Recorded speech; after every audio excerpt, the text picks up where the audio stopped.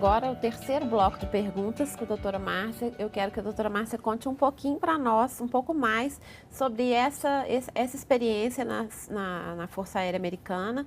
Inclusive, a NASA faz parte da Força Aérea. Então, conta pra gente dessa experiência e de tantas coisas interessantes que você tem para contar aí. A visão tem sido muito estudada. E, inclusive, pelos robôs. Isso por exemplo, hoje os automóveis, o algoritmo mais desafiador para o carro sem motorista está baseado em um robô que seja capaz de indexar isso no sistema visual. Sim. A conectar o que o nosso sistema visual faz, a habilidade mecânica ali daquele carro. E é muito interessante porque muito disso foi observado quando os astronautas observaram a Terra da Lua. Sim. Então, nós tínhamos lá, né, lá na nossa velha cápsula espacial, um dos astronautas descrevendo detalhes da Terra que o outro não conseguiu perceber. Nossa! Mas como? E era realmente, coincidia de realmente existir aquilo. Sim. E eles, mas tem alguma coisa aí. E realmente, quando a gente conversa com piloto de caça e etc., muitos deles, com muita frequência, eu trabalho com piloto aqui, inclusive, no Brasil, piloto daltônico e tudo, muitos deles descrevem, eles têm uma habilidade visual acima da média. A visão deles vai além do que a gente considera padrão normal de acuidade visual. Sim. É igual aquela amiga sua que identifica a placa antes de você dirigindo. Uhum. Essas pessoas realmente têm um alcance visual maior. E isso associado nesse astronauta, a NASA percebeu que ele, inclusive, via detalhes além dos demais. Entendi. E ela achou importante levar isso para um nível, então, de fazer um screening, fazer um rastreamento, identificar esses pilotos e usá-los no máximo da capacidade que eles têm visual, que supera os demais. Então, nós temos de ter quantidade e qualidade, porque para descrever, além de enxergar o tamanho menor de letrinha do que a média da população alcança, eles também têm de perceber nuances de cinza com branco e etc., que nos dá qualidade, subtonalidades. Sim. Então, foi adotado testes que a gente chama de teste de desempenho visual. E hoje, isso é muito importante, é um indexador de visão fundamental, que é usado nos astronautas e que é usado em várias outras profissões, onde esse diferencial faz a grande qualidade de trabalho final que eles têm.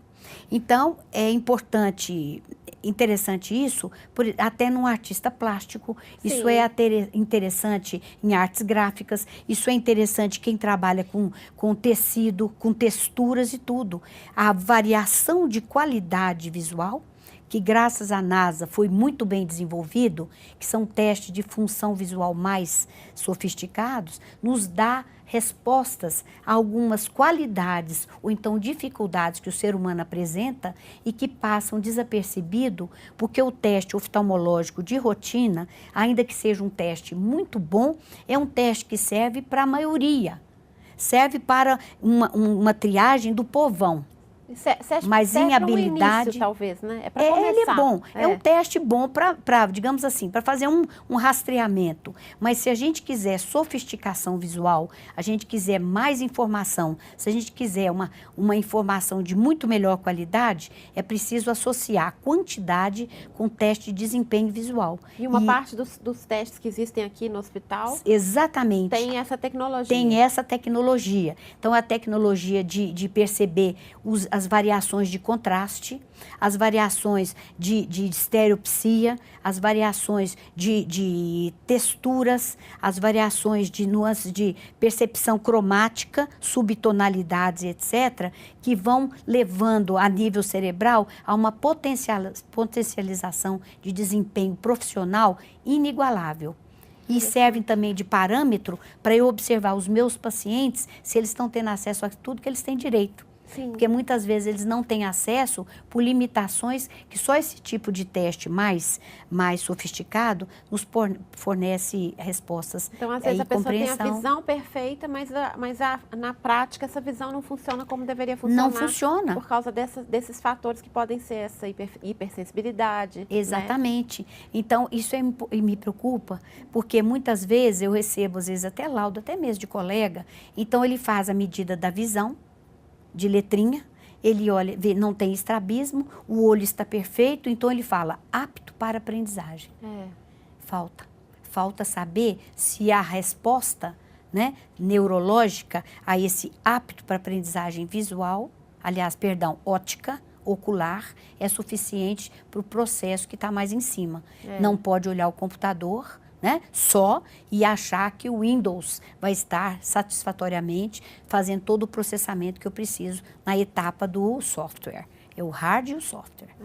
Doutora Márcia, se a senhora pudesse gritar para um número de profissionais, para determinadas especialidades, olha, fiquem atentos, por favor, existe uma coisa chamada neurovisão que determina uma sutileza muito grande, uma variação muito grande na vida das pessoas. Quais são os profissionais que deveriam estar mais atentos a isso que a gente está aqui conversando? Ah, Cris, você e as suas perguntas difíceis.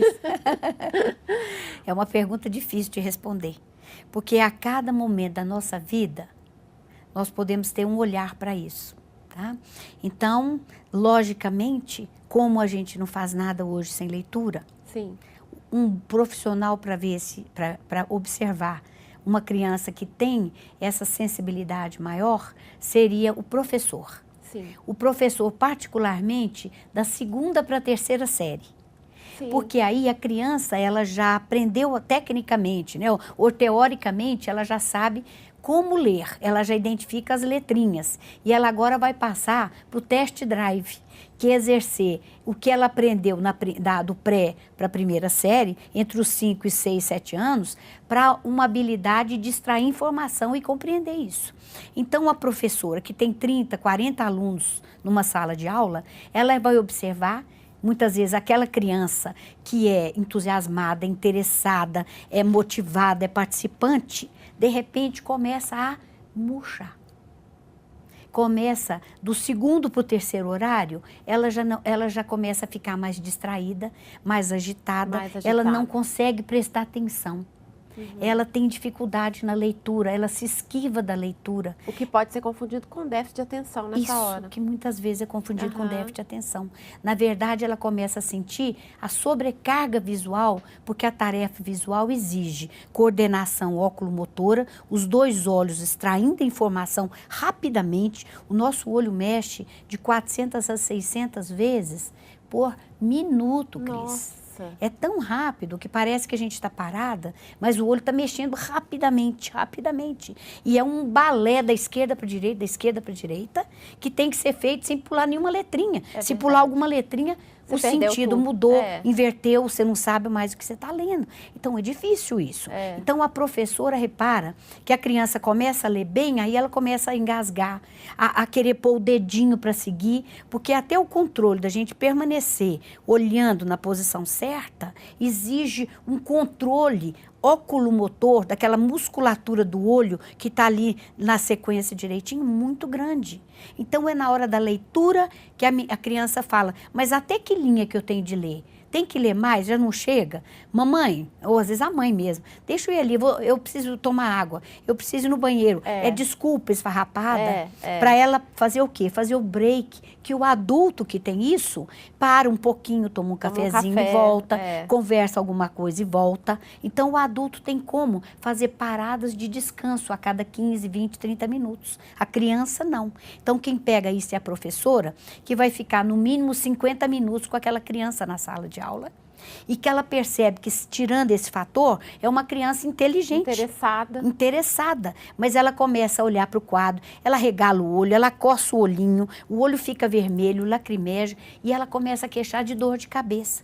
Não é normal uma criança ter dor de cabeça na escola, ou no final da escola, ou às vezes a mãe pega a criança e ela dorme dentro do carro chegando em casa. Uma criança chega da escola, cheia de coisa para contar, quer brincar, quer fazer tudo, essa criança vem cansadinha, quietinha. E ainda às vezes a mãe, como trabalha também, quer fazer o para casa com ela à noite. E é uma guerra, porque a criança não aguenta mais, ela está exausta. É. Criança tem enxaqueca, muitas vezes igual um adulto, por exaustão visual. E também, né, quem vai ver isso, sabe quem que é, por exemplo? É o treinador. É o professor de educação física. Sim. Porque eu preciso de visão também para encestar uma bola. Eu tô jogando basquete, eu tô batendo a bola aqui, mas eu tenho que perceber que se tem gente à minha direita, à minha esquerda, querendo tomar a minha bola.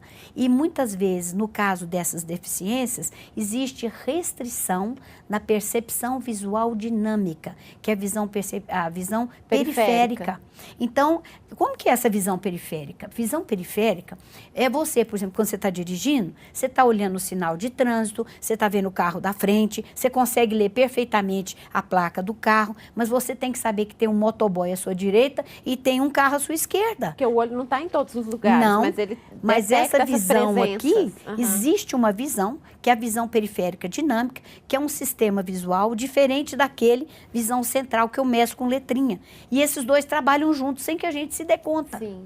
Mas se eu não tenho um bom sistema periférico e com muita frequência ele está de algum modo comprometido na síndrome de Irlen, eu ando, por exemplo, e esbarro no meu amigo à minha direita, eu empurro a minha mãe para fora da calçada. O menino que é ruim de bola, porque às vezes E o não vê a menino bola. que é ruim de bola, você coloca esse menino porque ele não percebe, passa a bola, muitas vezes ele não percebe que o outro passou. E como ele sofre, tadinho, né? Sofrem.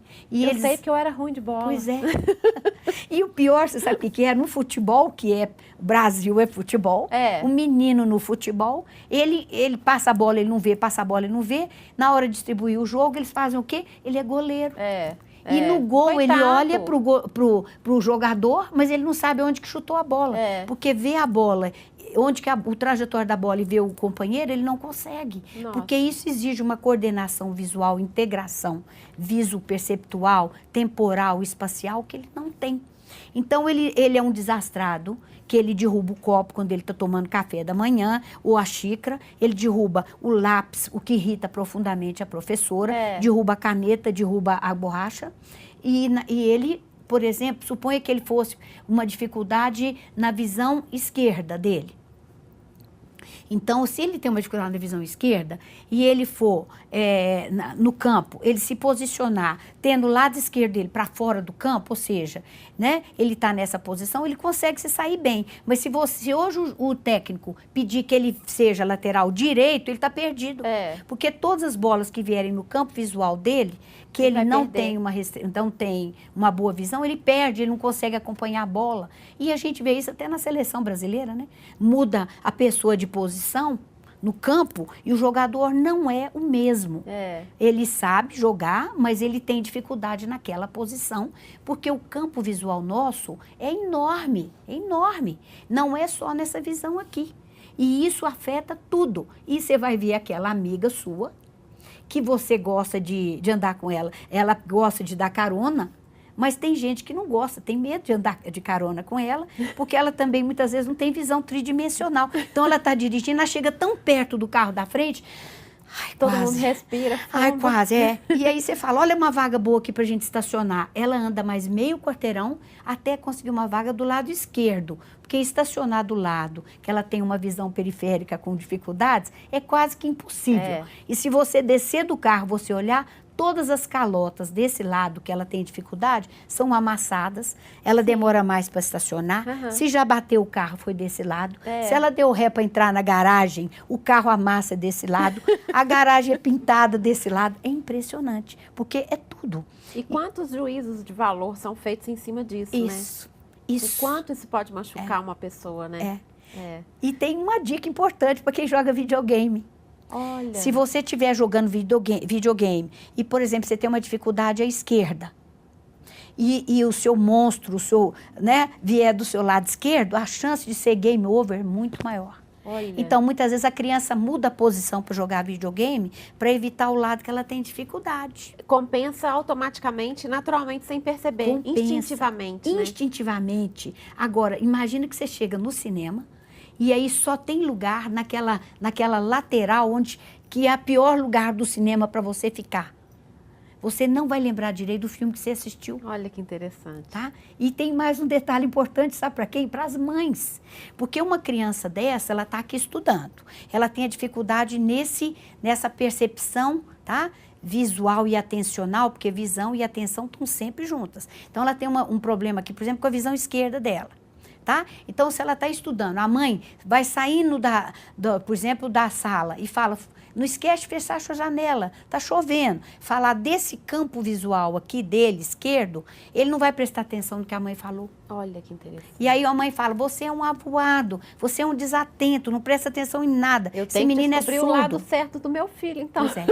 Então, em caso de dúvida, pró-réu, fique e converse sempre de frente com seu filho. Interessante. Estudar de frente é muito melhor do que estudar na lateral, porque uma criança que tem essa visão periférica com problema, ainda que ele consiga ver todas as letrinhas que você mostrar, se fizer um rodízio na sala de aula, você sabota a atenção dessa criança, a compreensão e a memorização Olha de sala de aula. o quanto é importante os professores Isso me saberem preocupa disso. muito. Os professores, Nossa, os pedagogos, os psicólogos, os treinadores.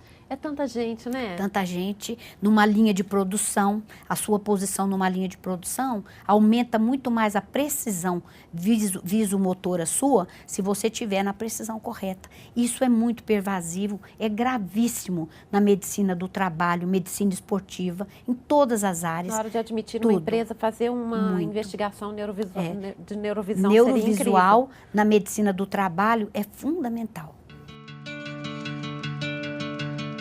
Gostou do conteúdo deste vídeo?